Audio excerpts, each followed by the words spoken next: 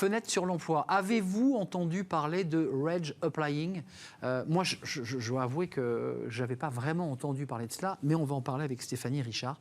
Bonjour Stéphanie. Bonjour. Directrice de chez Walters People, donc Robert Walters People. Tout à fait. C'est une filiale de Robert Walters. D'abord, un petit mot, parce que moi, j'aime pas les anglicismes.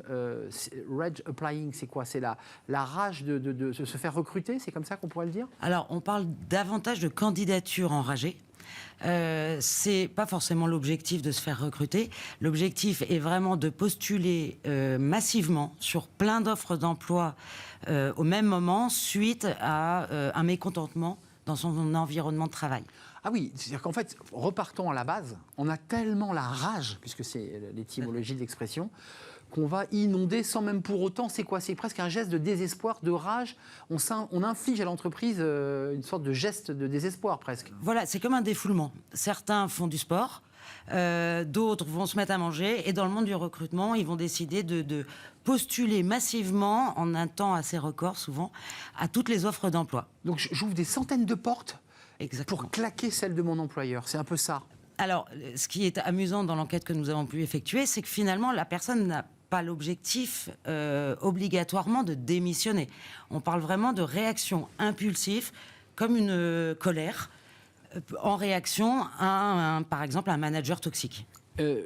Vous le dites, hein, l'objectif, c'est pas forcément de trouver un emploi, mais 73% des professionnels, ça s'est tiré de votre étude, ont déjà cherché à changer de job. Ça veut dire quand même qu'il y a malgré tout derrière ça l'idée que si cette rage arrive, on s'en va à la fin. Alors, comme on a pu voir, c'est vrai dans l'enquête, c'est que vous avez 73% des gens, donc quand même 3 Français sur 4, 3 professionnels sur 4. C'est énorme. C'est énorme, qui ont déjà cherché depuis le début de l'année à quitter leur emploi. Mais ce qui était très intéressant dans cette étude, c'est de voir que la moitié de ces personnes, donc 1 sur 2, le faisaient davantage par rapport à une culture d'entreprise, un environnement... Toxique, par exemple ? Exactement. Là où, par exemple, la rémunération ne correspondait qu'à 23%. Des causes Donc on voit bien que ce sont des raisons presque psychologiques, presque psychiques d'un manager toxique, d'une mauvaise ambiance. Ça dit quoi de notre société ? Parce que ce phénomène a toujours existé, de quelqu'un qui n'en peut plus. Mais ce que vous dites, c'est qu'il a progressé. Tout à fait. Alors, le phénomène a effectivement toujours existé. Aujourd'hui, vous savez, on met des mots anglais sur chaque action, ce qui permet aussi l'amplification du phénomène. Aujourd'hui, depuis le Covid, on voit bien que les gens sont plus sur un équilibre vie perso, vie pro, mais la vie pro est très importante pour eux pour un équilibre de vie. Et effectivement, le marché du travail aujourd'hui qui reste quand même très tendu. On a beaucoup d'offres d'emploi de la part des entreprises, de la part de nos clients, qui ont un problème également de rétention. Et en fait, je pense que les salariés savent ça, jouent là-dessus également. Ils ont pris le pouvoir, dit-on.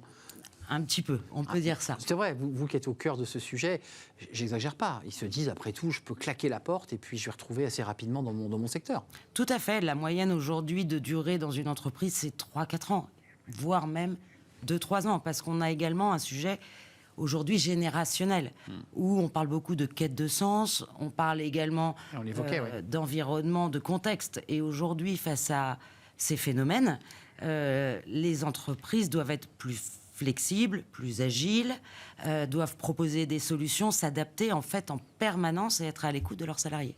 C'est un sujet, évidemment, de préoccupation pour les RH, avec la volonté de continuer à les engager et, j'imagine, remettre la culture d'entreprise au cœur du sujet, quoi. Tout à fait.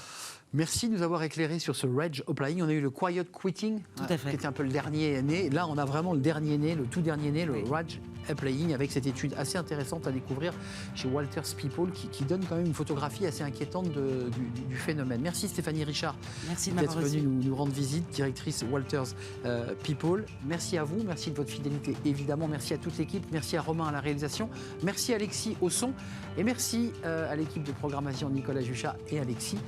Merci à vous, à très très bientôt. Bye bye.